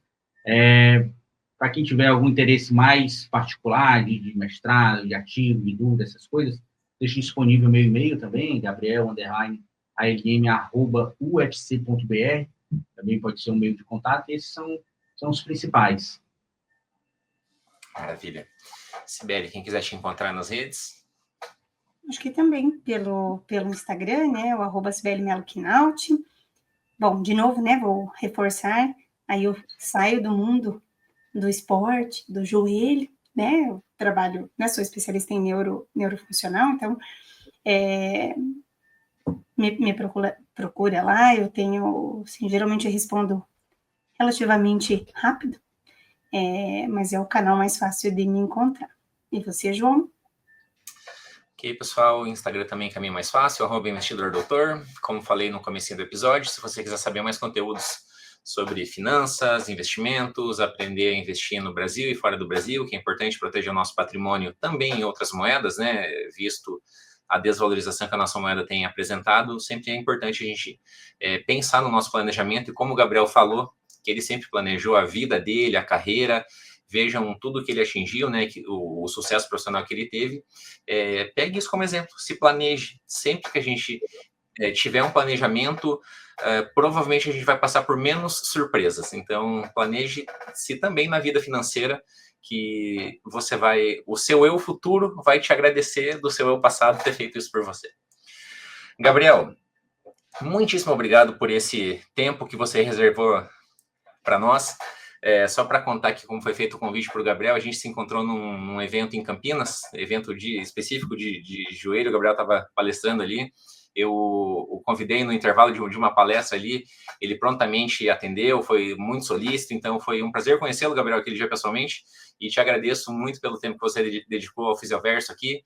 Foi uma conversa leve, gostosa, tenho certeza que as pessoas aproveitaram bastante, se inspiraram, sabendo um pouquinho da sua trajetória também. Claro que a gente não consegue esgotar todos os assuntos, mas acho que, assim, as principais vias que você tomou e as decisões ao longo da sua vida pessoal e profissional ficaram claras aqui para as pessoas entenderem um pouquinho da sua trajetória. Muito obrigado pelo tempo que você reservou aqui para a nossa audiência. Muito obrigado, João. Eu que agradeço o convite, uma honra ser lembrado. Gosto quando vem esses convites assim, né? A gente não se conhecia e eu me sinto muito honrado por ser lembrado, é uma forma de reconhecimento.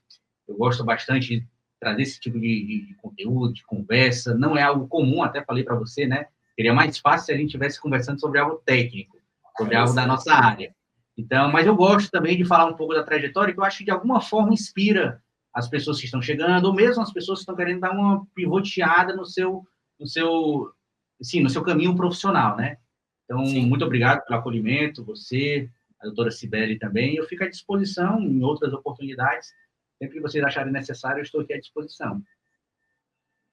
Gabriel, obrigada de novo, né? Nós não nos conhecíamos pessoalmente, mas já tinha ouvido falar bastante de você. O João, né, quando voltou lá de Campinas também, né, me contou super animado que vocês tinham, né, conseguido conversar, e para nós é uma honra. Como a gente falou lá no comecinho do episódio, o Fisioverso, ele foi criado, né, a gente desenvolveu esse projeto pensando justamente em contar essas histórias que quase nenhum de nós conta, talvez essas pessoas muito próximas a nós têm, né, sabe de alguns, né, dos momentos, dos perrengues, dos sucessos, né, das coisas boas e ruins que a gente viveu. mas a maioria das pessoas não tem essa noção, né, de como foi a nossa trajetória, das coisas que a gente já passou, e eu acho que, acho não, né, eu tenho certeza que quem está nos ouvindo agora teve uma baita de uma inspiração, né, assim, ver como você se organizou na vida, né, tudo que você construiu nesses anos, tudo que você colocou como propósito, como meta e que você realizou, né, eu acho que, e não estou falando, acho que só para quem ainda é estudante, quem está se formando, quem acabou de se formar. Acho que para muitas pessoas que às vezes estão aí já há muito tempo na profissão, acho que elas conseguiram enxergar a importância de ter esse caminho traçado, né, de ter esse planejamento, e eu acho que você conseguiu realmente inspirar todo mundo que está nos ouvindo. E eu te agradeço não só por né, estar aqui participando com a gente do Fisioverso, mas por tudo que você tem feito pela fisioterapia. Né, eu acho que a nossa profissão hoje ela está onde está por pessoas, por profissionais como você. Então, muito obrigada. Eu que agradeço as palavras. Vamos lá para a nossa saudação final, pessoal? Então, vamos lá. 3, 2, 1. Um abraço e até o próximo episódio.